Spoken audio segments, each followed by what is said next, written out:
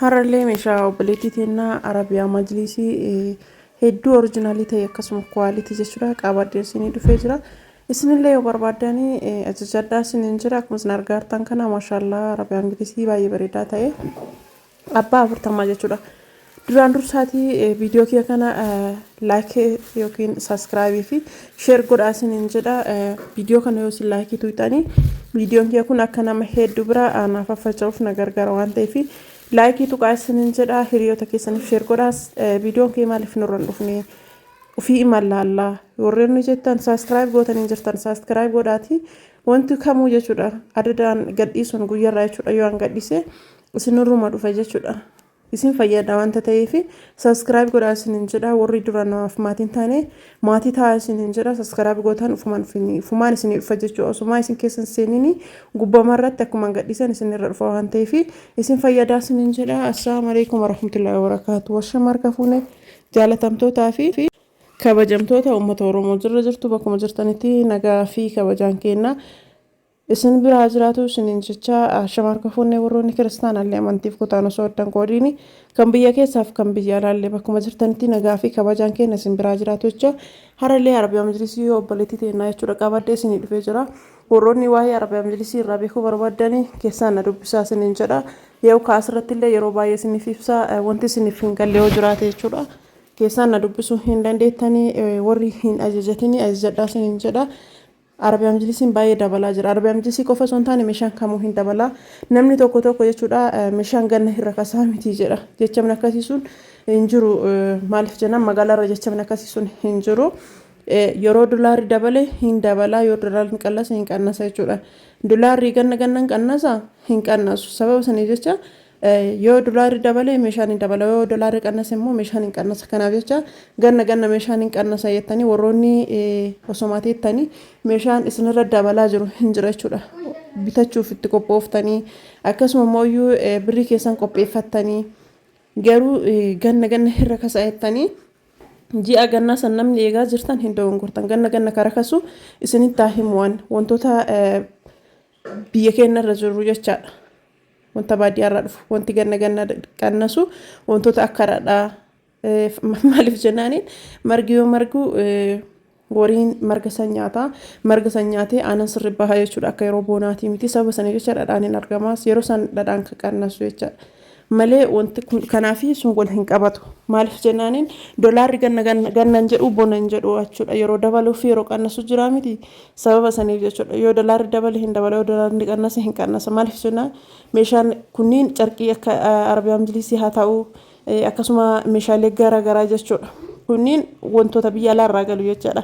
Firiijii irraa, televezyiinii irraa akkasuma maxxabaa uffataa yookiin maashina uffata miiccurraa meeshaaleen nu binnu hunduyyuu biyya alaarraa ka galu jechaadha. Akkasuma meeshaa mana keessaallee haa ta'u jechaadha. Kunniin biyya alaarraa ka galu waan ta'eef doolaaraan wal qabataa malee gannaa wal hin qabatu isiniin jechuu barbaade. Warroonni gaafii akkasii qabdan gaafii akkasiisanii isiniif deebi'e jedhee yaada. Kanaan alaatti namoonni yaada garaagaraa qabdanii koomentii irraa barreessaa. Namni immoo wanta addaa na gaafachuu barbaadanii wanti baruu barbaaddan yoo jiraate keessanillee na dubbisuu hin irraanfatinaa isiniin jedha. Lakkoofsa bilbilaa kiyyaa duwwaa 972 duwwaa 2519 irra na dubbisuu hin dandeettanii. Arabiyaa Majlisiin kun akkuma isin argaa jirtan kana abbaa 40 jechuudha. Isa kana yoo jaallattan abbaa 30 illee jechuu dandeettan abbaa 40 lee abbaa 20 illee jechuu dandeettan. Garuu garaagarummaan inni qabu lafarraa ol dheerinna malee boondiidiin tokkuma jechaadha.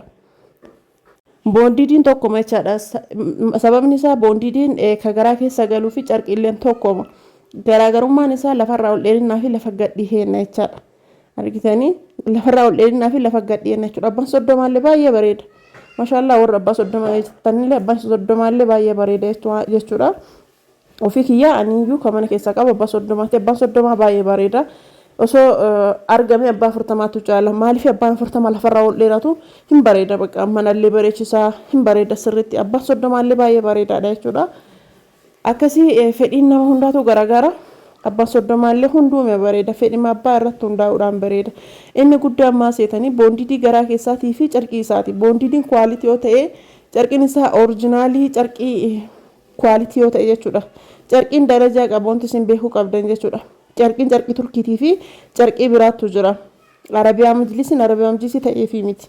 wanti isin beekuu qabdan gatiin dabale jechuu maaltan garuu arabiyaamjisiin ta'eef osoo hin taane carqii turkiitii fi carqii kaawwantu jira.